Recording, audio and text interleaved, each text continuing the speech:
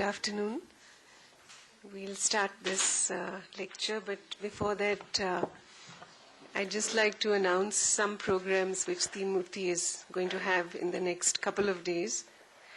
On the 30th, there is a public lecture by Professor S.R. Mehrotra on Dr. Pranjivan Mehta, Gandhiji's greatest friend and benefactor. 31st January, there's a public lecture in the Science Society and Nature series by Professor Jayanta Badyapadhyay, formerly IIM Calcutta, and the title is The Water Future of South Asia, the Option for Advancing Ecological Engineering.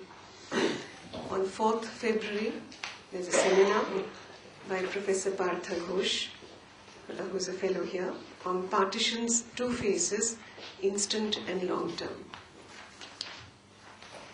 I now invite Dr. Rukmini Banerji of Pratham to give her presentation, and this is in the series India in Transition, and her title is From Literacy to Education, How Can We Make the Transition? I think the abstract is with you, so I request Rukmini, who has a PhD in education from the University of Chicago and for the past 20 years has worked with Pratham and has also been involved, she's headed the Asar report. So I request her to present, and she said that she would like a discussion on the issues that she's going to talk on. Rukmini. Thank you so much, Anita. It's a real pleasure to be here, and I'm so happy that with Anita here, I'm sure we will have a much richer discussion than I could have perhaps engineered on my own. I know this is called a lecture, but what I'm going to present to you is really a series of events, pieces of evidence, questions, and I'm hoping that by putting these kinds of episodes in front of you, we will have a discussion perhaps that can help me and maybe some of us to think more broadly about, more broadly as well as more in a more focused way about some of the key terms that are in the title. I'm aware that this is a very, when Mahesh asked me to speak, I was a bit worried because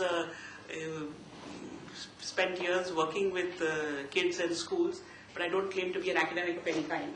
And so I think that what I'm looking forward to is what kind of a discussion can we have based on some of these ideas that really help us both theoretically to think maybe in more deeper ways, as well as what are the implications for what we actually do. So with that, let me just take you through some of the things that came to my mind. I've been with Pratham, which is a NGO working in education for many years. And actually the beginnings of Pratham, both the founders had worked for a number of years with adults and in literacy before they came to working with education and with children. And perhaps this is an inevitable kind of a circle that when you work with adults, after some time you think it's important to work with children, and after you work with children for some time, perhaps you think you have to work with adults. Because I find that many people who've worked in this broad area have worked with both sides at some point in their lives. Quite a bit of what I'll just put in front of you came out of my first experience actually of working with adults and with women. Maybe when you're used to working with a certain population for a long time, you kind of anticipate some of the issues or you accumulate some experience. But I think that working with women actually opened up and made me think harder about many of the issues that we talked about. Now, the particular case that I'm referring to was two districts, one in Bihar, in Purnia district in Bihar, which is in eastern side, and the other one was in Ajmer. Ajmer is, well known and very famous for having been one of the very early areas in which a lot of work on education happened. And so it was in both of these areas, and the background of the project was that we were trying to look at how mothers of young children can actually support children as they start school and go through school. So the intent of the whole project was to understand what kind of help can mothers who are not educated very much themselves provide to children who are just beginning to go to school and presumably beginning to learn as well. One of the things that as we started working with these mothers, it struck me, is that since this was obviously an educational project, constantly, especially in the first few months, women would keep saying and use all these terms to describe themselves, which basically labeled themselves as being illiterate. So it ranged from being unpad to nirakshar to, but the word jahil, for example, came up on and on. And every time you would start having a slightly deeper conversation, they would say, but hum kya jane, kyunki hum to jahil. And it made me think about, what leads to the mindset or the perceptions of yourself, even when you're actually able to do a lot of things, when you consider yourself to be in a particular, under a particular label. And so that led to a lot of thinking about, what does literacy mean? When we approached women in the village, when we started talking to them, everybody wanted to know what scheme you come through, as if there is no action possible unless it's part of a scheme. As schemes tend to be called various different things, and then everybody labels the actual activity that is going on along those lines. And as we moved along with this project, I think the word literacy, education, saksharta, shiksha, talim, all of these, it was very interesting the discussions we had.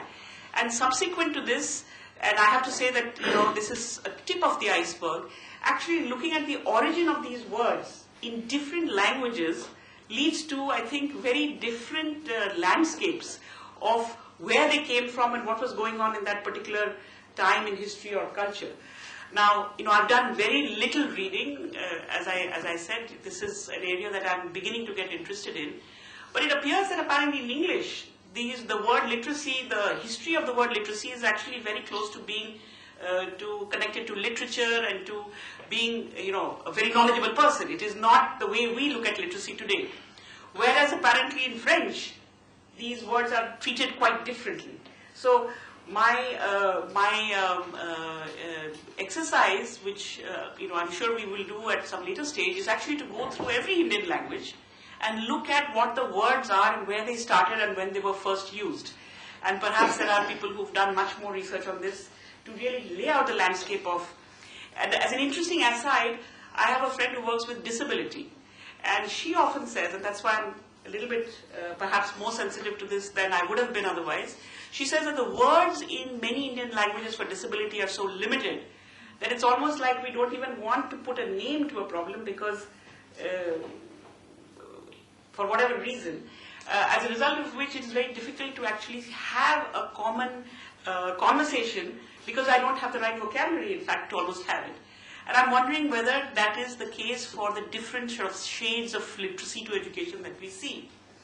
Now, when we talk about how is literacy defined, as many of you know, much of the work that we've done has been in kind of quantifying some things and coming up with big estimates for them.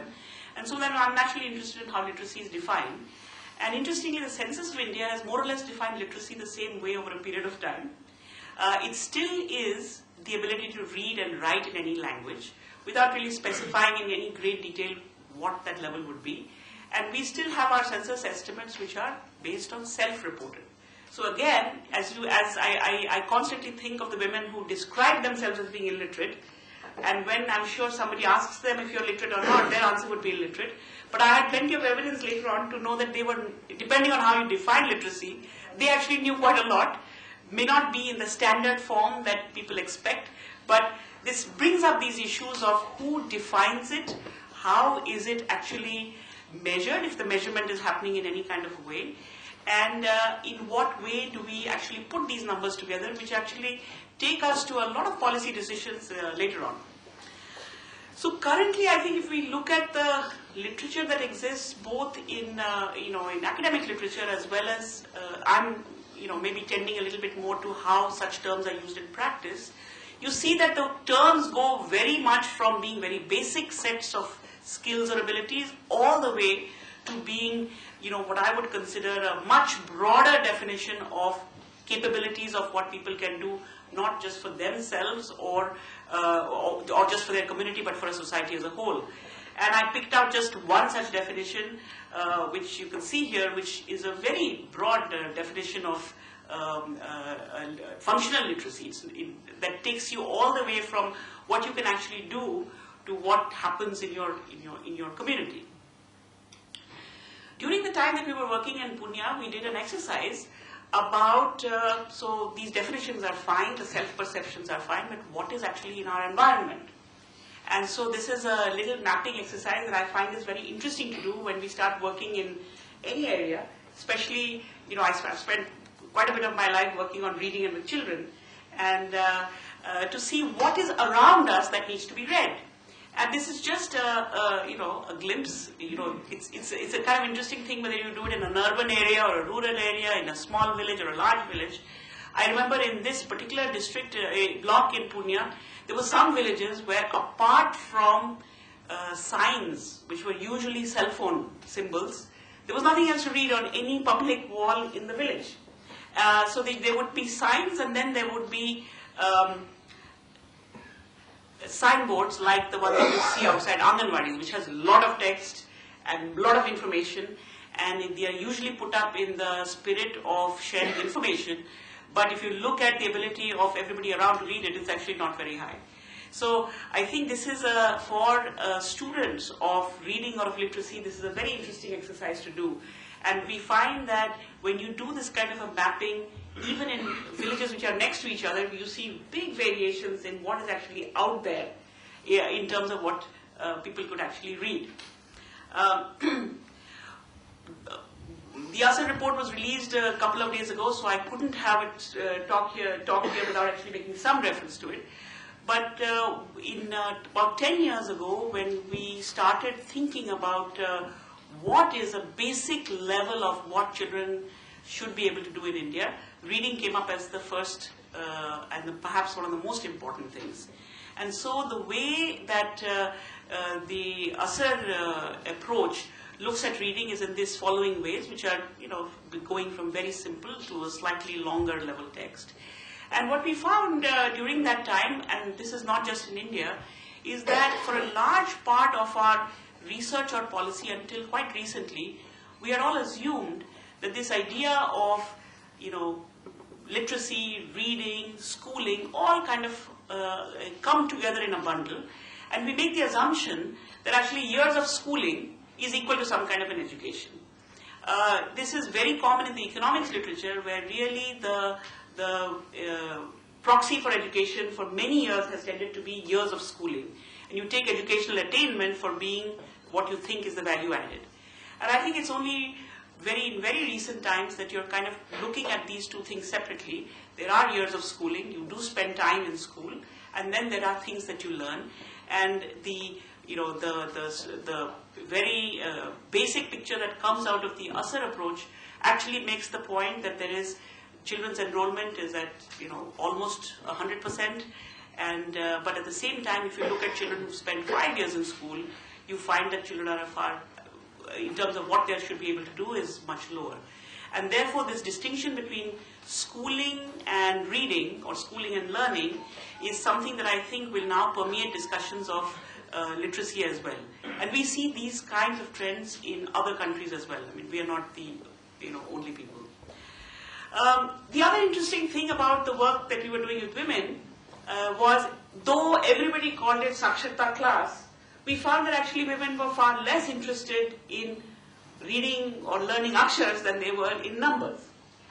And time and again, we would have to rethink the activities we did to really bring in much more of what I suppose should be called numeracy activities. On the language side, there was a great urge to want to be able to write your name, but somehow the interest in wanting to do anything more with language ended with that, and the focus moved to numbers. But even in the case of numbers, women continue to say that we are not able to do anything. Even though there was, in Pune, for example, the self-help group movement is very strong. There are villages which are completely saturated, where every woman is a member of a self-help group. The self-help groups do large transactions in lakhs of rupees, which the women are involved in. But despite being involved in these kind of interactions, they would continue to say कि हम जाहिल हैं, हम कुछ नहीं जानते. Even when you said that, you've just had a transaction which is quite substantial. Most families in that area have men who work outside the state, who are gone for long periods of time. So even very poor families tend to have some kind of a cell phone or access to a cell phone. And I would have detailed discussions with women about how do you contact your husband, your brother, your son. And of course you call them on the cell phone. And, that does not seem to be a problem. And lots of strategies about how, because you could have a single woman, an individual woman may know 10 people who live far away, which means there are 10 numbers. And even if you memorize a few of the things, you still have to navigate some numbers. And it was clear to me, and this was a time when this was just before the last census. And there was a big push in Bihar at the time to say, how do we raise, Nitish Kumar had several schemes to raise literacy levels of especially of women. And I think that instead of putting literacy, if they had put numeracy or number recognition, the numbers would have gone through the roof. Because there was very high number recognition, even though when you actually said and talked about numbers, women would say, we don't know these numbers. If I would say that, but आप mobile का number कैसे इस्तेमाल करते हैं, the answer would be, वो तो mobile है. आप तो हमको गणित के बारे में बोल रहे हैं. So this, compartmentalization of skills that you had, things that you knew into your daily life seemed to be distant from what is called education or knowledge or all of these other things. And I constantly kept thinking that what will it take to change the perception of themselves? And in these conversations, they would often accuse me of saying, "आप तो हमको ना बुद्धू बना रही हैं. आपने हमको ये दिखा दिया कि हमको नंबर आते हैं, but actually हमको नंबर नहीं आते हैं." Now, what do you do to convince women?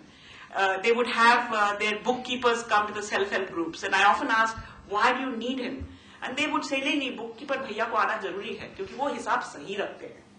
But when you ask to say, "Do you remember there are transactions?" they would remember everything for the last 2 years. So these, what ought to be done. And finally we came down, I remember one day, and it was a slightly humorous incident, and I said to lady about my age, कि आप घूंघट क्यों लगाती हैं? And she said, लगाना पड़ता है इसलिए लगाते हैं. A bit of the transactions with the numbers and with all of this seemed a bit like you were expected to say the things you were saying, and you said it. But how is this all going to change? How are we going to say that, you are very versatile in using calculations and numbers in certain ways, not in the traditional way of writing down on a piece of paper and doing operations the way you're taught? How do we change these self-perceptions are something that, and I don't know how definitions and censuses change, but I really would like that before the next census we should have something which looks at more, perhaps modern ways of looking at literacy and numeracy. In the course of our now 9 years of doing ASAR, which is for anybody who may not know what this is, we go to every district, rural district in India, and there are some simple tasks of reading and math that are asked. But during the course of these 9 years, we've tried a number of different things. And I've been always very curious about how, the normal daily kinds of computations that you do, how would, depending on, how they are placed, who can do what kind of computations, whether they are related to what you do in your, school or not. And here is something that we did in 2010. We looked at kinds of, I would say, calculations or even computations, or I don't know what would be a word for operations that you do, which you do probably quite often. And we came up with, things like a simple, dhaba calculations of, you and your friends went there, what did you do, looking at the calendar, and then the area problem is probably a little bit more textbook-like, although these kinds of discussions happen also in real life. The numbers that came out were one thing, but I think what was most interesting was that as soon as you stood in the middle of a community, whether it was rural or urban, and started asking children questions of these, and it helps to have a piece of paper because the attention is then focused on that, many people would come together and start having discussions on these. I remember that when we were actually coming up with some of these tools, I was in a very crowded small town in UP, right in the bazaar area, and a big crowd gathered around with children and their older brothers and sisters, and everybody trying to solve the problem and then trying to tweak the problem even as we spoke. And there was a tailor's shop right next door, and the tailor came out to figure out what was going on. And then he peeked through the crowd and he saw we had these kinds of songs, and he said, "Ki aapne darzi wala sawal kyun nahi dala?" And so I said, "Ki darzi wala sawal aap bhi dal sakte hain." I mean, if everybody who passes by, you give them a little problem to solve, what would happen? And again I found that the mindset issue, but he said, "मैं तो दर्जी हूँ, लगता है कि आप teacher हैं, इसलिए आप इस तरह का सवाल बच्चों से पूछती हैं, but मैं तो दर्जी हूँ, मेरा काम कुछ अलग है, इसलिए आपको मेरी तरह के सवाल पूछने चाहिए." Now, at the same time that we were doing this, I was in a conversation with the CBSE chairman, and I think this was around the time that the Right to Education Act had been passed, and there was a lot of public discussion on continuous and comprehensive evaluation. And one of the things that he said, without knowing this whole story, was that why is it there need to have this kind of evaluation or assessment or interaction only in schools? Why cannot not be that we as adults do this to each other, or children can do it to each other as well, is ask each other interesting things rather than things just from the textbook.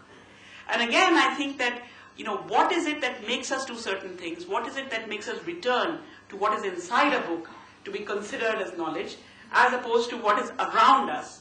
And I think that these experiences that we've had certainly lead us to the fact that, it is possible to do a lot of discussion and interaction which doesn't have anything to do, for example, these particular ones that we didn't require children to read, because that's a whole other thing. You're not looking at reading, you're looking at how do you think, how do you solve problems, how do you sometimes come up with your own problems. A separate incident, how much of this literacy and numeracy that we say is useful for real life, do we use it? And I've had also a fascination with maps, for example. Unlike, say, reading, where you require books and you need to be exposed to perhaps a reading culture, you will see that almost any school in India, especially government schools, have maps painted on the walls, with an idea that you get used to this idea of visual representation of space. At least you're exposed to it, both from inside your textbooks as well as outside. And yet, our ability to deal with maps, even in much higher, sophisticated situations, continues to be quite low. And I think that Bombay is a very good example. I lived for a couple of years in Bombay, and I bought a map, which I don't know how many of you are here from Bombay. It's quite a useless thing to do in Bombay, because the maps all have the formal names of the streets on them, which nobody uses. So if you need to go to Fort, there is no map which says here is Fort. It has, I think Dadabhai Nauroji Road or some such. So there seems to be the people who made maps of Bombay were probably Bengali, because you have a formal name which nobody uses, and then you have a nickname which everybody uses, but your nickname is never written down anywhere, whereas your formal name is. And so I think that the maps are a classic example, I think, of how, as adults, as sophisticated urban people, how rarely we use maps and still depend on exactly the ways that you find your way around. I'm reminded of an incident. This was in Champaran. I was trying to find my way back to Betia. I have a fascination for maps, so I took out a map and I was actually looking at it by the right side of the road. And a truck driver stopped and said, "ये सब क्यों कर रहे हैं? हम तो यहाँ से कन्याकुमारी पहुँच जाते हैं पूछ के. इसकी आपको कोई ज़रूरत नहीं है." And so I folded my map. I asked him how to get to Betia, and I got there very effectively.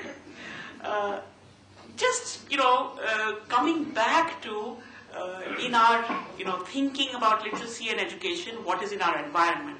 And here are a couple of things that again pulled out from our big surveys. We found that less than 20% of the children that we spoke to in Asar, and we speak to very large numbers, almost 6 lakh children are asked, less than 20% of them have anything to read at home, and we're not counting textbooks, because I think textbooks are in every home. Other than textbooks, most of India doesn't have anything else to read at home. And similarly at home, of the children who are between 5 and 16 in our sample, most of them had mothers who had either not been to school or been to very little school. So our homes are places which may be rich in many things, but they are not rich in the standard resources that you're supposed to have, for literacy and numeracy. In terms of activities and environments, and I think that working with children and giving them a little bit of a lead into what does it mean to create not just for you to learn how to do certain things, but how do you create a whole community around you who's engaged in doing these kinds of activities. Here is, and I thought that the picture would do much more justice to this than words could. This is a first standard class in a district, in a block near Lucknow. And what we were doing there was that as soon as you learned some words and you learned what they looked like, we encouraged children to just write them anywhere. UP schools have these green boards all along the walls, which are meant actually for activities like this. And we found just after a day or two of just encouraging children to write, and it doesn't matter if it's right or wrong, you would have classrooms and floors which would get full of words that they had written themselves. And so even if individually you couldn't read it, as a whole group you could almost read everything. And you had this sense at the end of the day that I had produced so much print, but it wasn't a print-rich environment. It was an environment that I created myself and that I could change every day. And very often we found that adults were very upset by this. Diwal ganda ho gaya.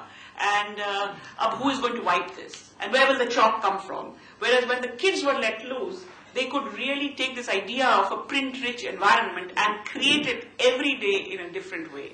So how do we unleash these kind of sort of creative energies that we seem to have? I think children have it a little bit more than adults, to be able to go ahead and create their own environment in which they themselves, with their literacy, can flourish.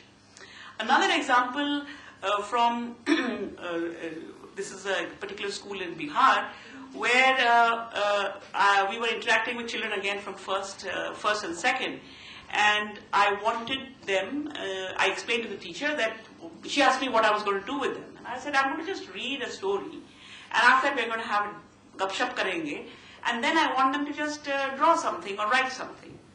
So she was very kind of a little bit worried, and she said they're too small and they haven't really learned to write as yet. So I said it doesn't matter, I'm not really doing we'll see what they can do. And so we read this book, and this is very common with kids when you do this. The book was called, I don't know if you can see it, it's called Alu, Malu and Kalu. And it's a book about a boy who you can kind of see and a dog, and inside the ground are some alus. And the boy and the dog are looking for alus, and then eventually they find them, and then they pick them up and they bring them home. That's what the story is. And at the end of the reading of this, there was a lot of discussion about it, whether the dog was called Kalu, but the dog would have had some other names. We had lots of discussion. And almost every child didn't necessarily write, but the key ideas of the story appeared on all surfaces, whether they were slates, whether there were pieces of pen or paper or whatever. And as you can see, and as is very common, the kids were quite excited about being able to put what they had thought onto some kind of a surface, whether it was paper or slates. But the adults around them were not that comfortable. They kept saying that unko abhi likhna nahi aata hai. And despite my saying that I didn't want them to write, I just wanted them to express whatever it is that they wanted to do. So even in the minds of people who are around children, there are some correct and wrong things to do. And again, I think that how is this mindset going to change if we have to move towards this, more broader vision of... So just to kind of end up, if you're thinking of these kinds of transitions, and I don't know if the transition is even the right word, if you're thinking about how you build right from the beginning, and again one can decide, what is beginning? Is beginning when you come to school? Is beginning when you are born? Or when, at some early stage in life? How do you begin to think, rather than think about literacy or education separately, how do you build a broader culture of conceiving of many of these things together and enabling, and I'm here thinking mainly of children, to really grow together, where you're not making any distinction between, reading and literature or literacy. I'm not even bringing the word education into this. If this is a big transition that we have to make, we know that in families there are people who are not formally able to read or write as yet, but we want for all of our children to really be able to reach a much more broader level sooner. Then I think we have to realize that it's not just a business of education policy or textbooks or schools. I think it has to be a much broader phenomena which carries everybody through. And the example that I like very much is, for example, how many Bengalis in this room? One. Two. This is the first. It's called Pratham part. It's the first lesson, the first text I mean, I don't think it was a textbook at the time it was written. This is Tagore's Pratham Bhag, which is the first part. And this is really the first text that you see. And I find it to be one of the best things that I've ever read. Firstly, you can see, I think it's quite clear, the illustrations in this book are done by a very eminent woodcut artist of that time. And I'll read out what the first couple of lines are, because I think after the first one or two lines, almost anybody can understand it. It says, Bone thake baag, one में रहता है बाग. Gache thake pakhi. Gach means tree, and in it live some pakshi. Jole thake mach. I'm sure everybody can catch what that is. Dale thake phol. So dali mein hai phal. And pakhi phol khaye. Pakshi phal khate hain. Anyway, so on and so forth. And I think that, this typifies the fact that, one of the most eminent writers, poets, creative people of our time thought it worth to really prepare the first thing that a child would ever read, because that, I think, sets the tone for what perhaps can follow. And it will be worth actually doing an analysis of saying, across languages, across time, when did people start composing what kinds of things for children at what age, and how does that lead to what kind of cultural environment around them for the development of all of this. Many of you may have heard of the fact that this is a test which is called PISA, which was done, India participated in some years ago, and there was a lot of controversy about what it actually, the results were not good and so on. And I think that the controversy actually led me to look more deeply into how they define literacy and what is it that they want to do. And here is it's not very easy to read, but they put out, and I'm not necessarily saying this is the only way to do it, but I think what they lay out is what you want somebody who reads, and this is really meant for 15-year-olds, what do you want somebody who's reading to be able to get out of what they read? And very broadly speaking, what this particular framework suggests is that you should be able to access, you should be able to retrieve, you should be able to look at whatever the facts is on what you've read. You have to move beyond that. You'll be able to interpret what you've read and be able to integrate it what you may have known from before. And then you should be able to draw upon knowledge that you already have to think about whether this fits in, and they call it reflect and evaluate. And in some sense, I looked at the text that we were using, and just in terms of dealing with kids, whether in a classroom or libraries or whatever, we found a lot of the text that we had to create text on which such deep pulling out or stretching forward can be done, would have to be done in different ways to really encourage kids to be able to do that. And I think that, rather than get stuck on what the results showed, I think these frameworks of what is it that we want as we move from just very basic ability to read or ability to kind of draw information to all the things that you want to be able to do, I think we need much more thinking and work going on in India on a much larger scale, especially to deal with children who are in large majority of our schools, but what is it that we want in terms of both reading and literacy that leads us to a better level of education.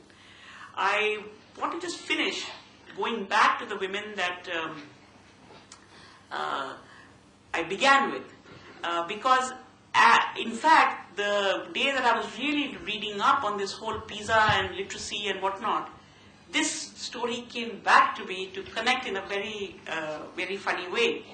So, in this particular group of women, we had a lot of discussion about various things, and I did something that I find very interesting to do, which I took out any currency note, and on every currency note there's a particular person, and I showed this person, which I do often to children or to whoever I'm talking to, and said, "Who is this?" And this particular group of women, there was a lot of discussion, and they said they weren't really sure who it was. And then one of them said, "अगर उनका तस्वीर यहाँ पे होगा, तो जरूर वो अभी जिंदा नहीं होंगे, because हम उन्हीं की तस्वीर रखते हैं जो आजकल हमारे साथ नहीं होते हैं, at least in this form." Another woman had a very interesting thing, and there are many. It's an interesting thing to have these kind of discussions about who is this and what do we know about him. One woman was very frank, and she said, "वो जो पैसा छापते हैं, वहाँ के मालिक होंगे, इसलिए उन्होंने अपनी तस्वीर हर पैसे पे लगा रखी है." But then we moved further, and we had, there were some slightly older women, and I said, anyway, the conversation got to अंग्रेजों तक. And suddenly a woman said, "उनका नाम कुछ और है, जो आप कह रहे हो वो नहीं है. उनका नाम बापूजी है." And as soon as she said Bapuji, the entire group said, "Oh, we know about him," and they sang this song. I couldn't type fast enough in Hindi, but basically it was a song about Gandhiji that they all knew. The problem about linking between the picture, they had probably not seen a picture of him, but the problem was that I was using the word Gandhiji, and they were much more familiar with the word Bapu, and in very, very, I think, sophisticated ways, they brought that entire, okay, this is not a text that they were dealing with, but in some ways the entire framework that I was talking about before came right in here, because they could link it to a whole set of other resources that they actually had, but that they felt that they didn't have. So I'll stop there, and I'm not sure that we went in any kind of a linear narrative, but I hope there is enough that we can all together have a good chat. Sure.